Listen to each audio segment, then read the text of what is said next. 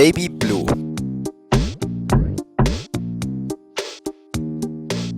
The Golf Mark I has always been an icon since it was first conceived in 1974, but this man didn't stop there. From a scrap piece of metal, he saw opportunity to create something amazing, but he wanted to do it right, to focus on every minute detail of the car. He decided to strip every piece of metal and replace it with carbon fiber, or to us nerds, a carbon fiber polymer composite. This has the advantage of being light and durable, the perfect combination for a race car. And yes, it is a race car, or it's meant to look like one. However, he didn't want huge fenders, thick wheels, and aerodynamic bumpers. The car is 80% carbon, which means 80% of the car is custom. He encapsulated the essence of a Golf by adding swallowtails, which only appeared on the original Mark I. On top of that, he sprinkled gold into the details. Every washer on the car is made from 24 karat gold. The interior is a classic racing setup. Hydraulic handbrake, bucket racing seats, a roll cage, and everything is chromed out. It's a polar opposite of what's happening on the outside. It's just like a mullet. Business on the outside, party in the inside. The wheels are Rad 48 zero lip wheels in brushed ceramic gold gloss. An outrageous combination of blue and gold that works. The car has airlift suspension, which is a controversial topic on a Golf Mark I, but I think on this car, it works. As it almost scrapes across the road, bumps are probably the devil. Now to the power, which comes from a naturally aspirated VR6 with Supertech valves and a custom R32 oil system. It's Frankenstein's monster. It gets worse, or should I say, better, with its Mark III gearbox and a Porsche's GT2 and GT3 calipers on the back and front.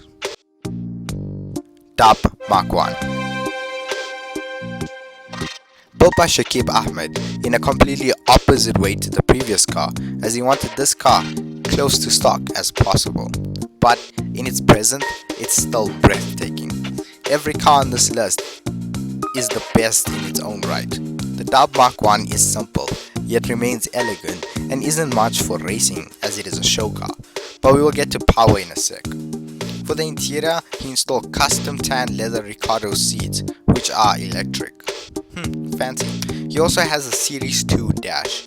For the exterior, the wheels, as you can see, are from a Porsche. Still keeping in the family, I see. But specifically EFA Beta twists. He installed custom OEE panels and the color is urban grey from the 2001 VW Passat. The suspension, he went for the standard coilover setup. The undercarriage is mostly consisting of parts from a 16-valve Scirocco. The engine is the KR16 valve, which is turbocharged and produces a little under 200 horsepower. It features an Audi S2 intake manifold. He claims the engine was built somewhere called the Flying Dutchman. Too much Pirates of the Caribbean. The gearbox is from a Mark IV Golf.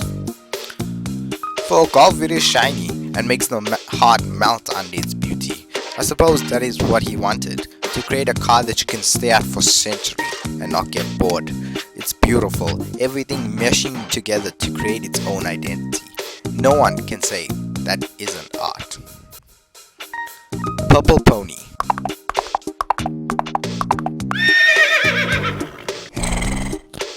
Just like music, paintings, illustrations and exhibits, people who build cars are trying to express themselves in the best way they know. They're trying to tell the world something. In the case of the Purple Pony, it's classical. The first thing you notice is the color purple.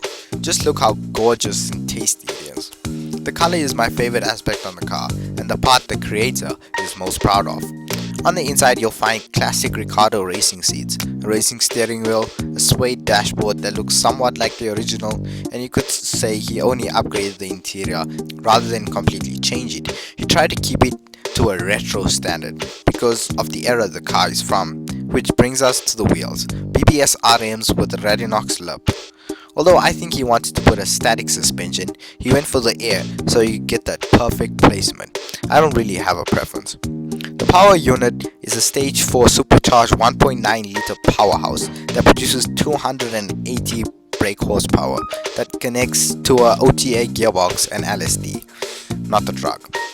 It is a piece of art, and it's our job to figure out the message that the creator is trying to tell us. And the first clue we get is the car he or she chooses, which in this case is the Golf Mark 1. Now, it's not for speed like a Ferrari, nor comfortability like a Mercedes. It's not for elegance like a Rolls Royce. It is a car for the masses, for all of us to enjoy. Just a man in his car driving across the world, having fun, not worrying about bumps and scratches on an expensive paint job. Just a car, which is why I think they're loved by so many in a lot of different places around the world. 16 Vampire. This guy said, I love a Golf and I love drag racing. Ha! A drag racing Golf, but he went all out. So this car, he didn't want flashy looks or a car that you can stare at forever, because he wanted to move so fast no one would be able to see him.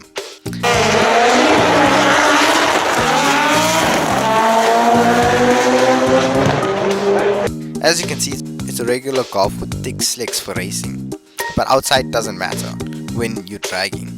No, only what's inside matters. Yes, it's a wolf in sheep's clothing.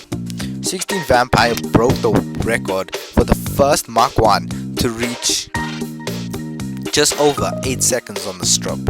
And it's just a Golf. It's the fastest Golf in the world. It flies from 0 to 100 in 1.9 seconds. What I cannot understand is how a 16 valve turbocharged inline-4 engine can produce over 1,000 horsepower and still manage to not blow up into a million pieces.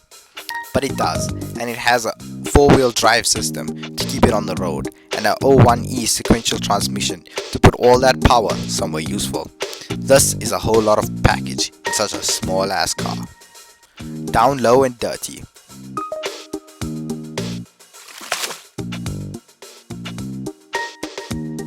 This car never started out completely scrapped, but it did require immense work, such as taking the rust off and redoing the entire trashed interior.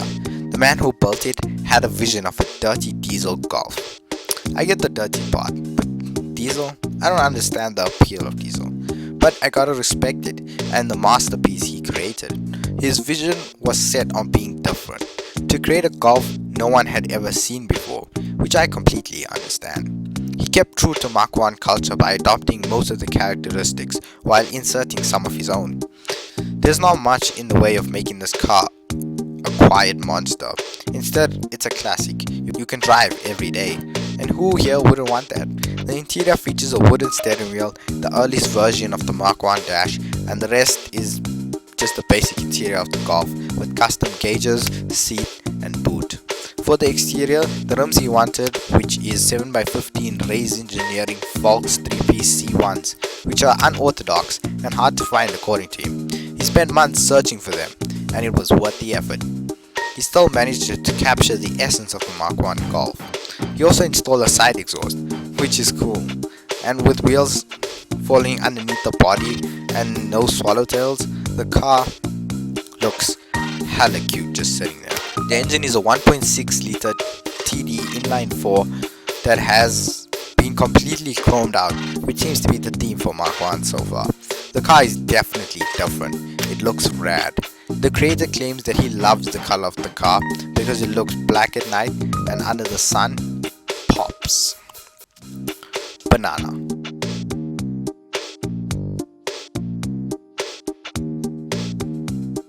You're probably thinking that these Golfs look so similar, but they're not. It's just the culture. People know what looks good on a Golf. Small wheels, low suspension, a clean color that pops, and cool ass rims.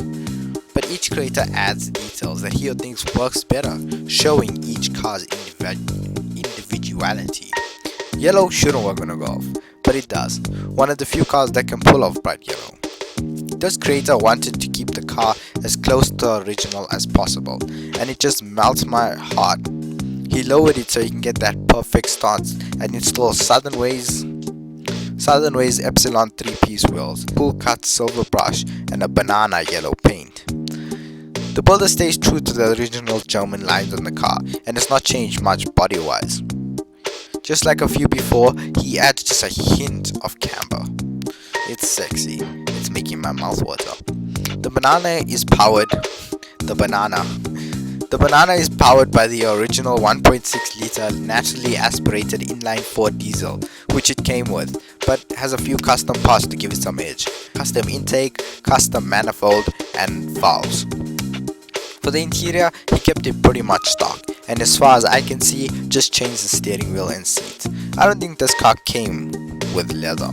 The dashboard, gauges, door handles, and even window wipers are all stock. The boot is also stock, which makes sense.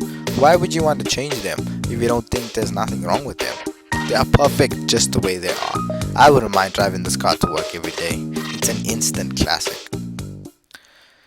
Carbon Kevlar monstrosity.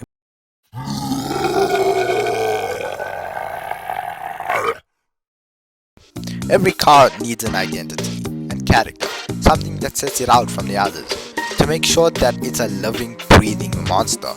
This one certainly has one. The car, meaning every panel, door, and bumper, are all carbon Kevlar, a strong material that has the benefit of being lightweight. However, this one isn't painted in blue, but glistens in the sun and changes from black to olive, like candy paint. The creator went crazy with Kevlar, putting it everywhere, and it looks cool. The engine, a turbocharged inline-4, and if I had to guess, produces something like 250 horsepower. The manifold, intake and airflow pipes also seem to be carbon Kevlar, but it's not a racing car, merely a fun car to drive around in. So it has a mix of a cool car to look at and a monster on the road, and sounds freaking amazing. Take a listen.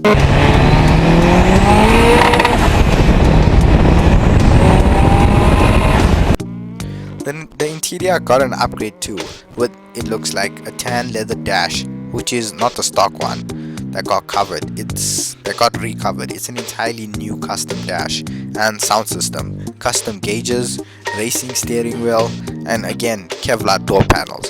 One thing that interests me is that where the hell is his door handles? The rims are an 18-inch something wheels. Not a lot of information about this car, but when I saw it, I had to include it in my list. Racing Golf?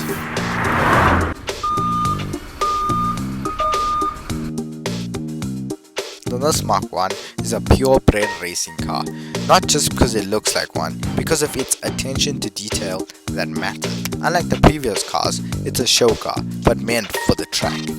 The creator wanted a retro rally vibe, and I'd call that a success. Now let's get to the juicy bits. The engine is a 1.9 litre G60 block with forged pistons and a 2 litre 8 valve Beetle crossflow cylinder head. This means the car makes around 300 brake horsepower, and he's yet to test it out on the strip, hill climbs and racing. But he is excited and believes it will perform well. The engine bay is immaculate. There's a place for everything, and everything is in its place. Even though the Golf Mach 1 has a rally vibe, and just a stock one could have maybe been a rally car, it never officially competed in any rally event. It was never meant to be a racing car. VW never imagined what it could be, but the rest of the world did. The wheels of this Golf are from Compomotive, and the slight touch of muscle really holds this car together, especially with that gold. By far, white and gold is one of my favorite color combinations.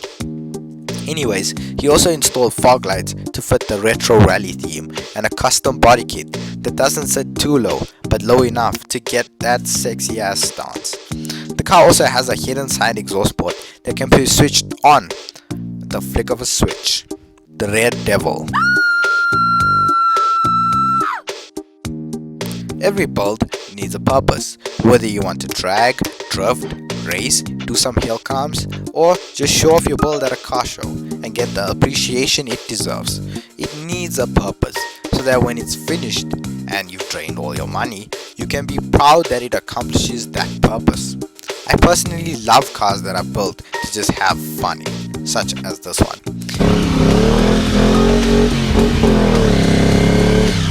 The owner, like so much of us here, wanted to build a car. He immediately knew he wanted a Golf. I mean, who wouldn't? It's a fantastic first car and first project car. It's simple. There's a lot of customization options. The engine is good. It's a classic, but it's cheap for the average car enthusiast. As a bonus, there's a lot of help out there because it's such a popular car, which means you can definitely, with no experience, build a really good one that you can be proud of, such as this guy. Now, unlike the other cars on this list, the only thing that is stock is the chassis, which was further modified to fit the engine and drivetrain in. The engine is a Rover V8. Yes, a Golf with a V8 engine. But the amazement doesn't stop there. As an unexperienced welder and fabricator, he worked hard cutting and modifying the chassis to fit the V8 and its drivetrain. That's the dream, right? I think my favorite part of this car, besides the engine, is the dash. It's from the first model of the Beetle. Awesome. And that's all I'm going to say for now.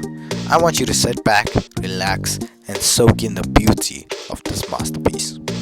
Goodbye.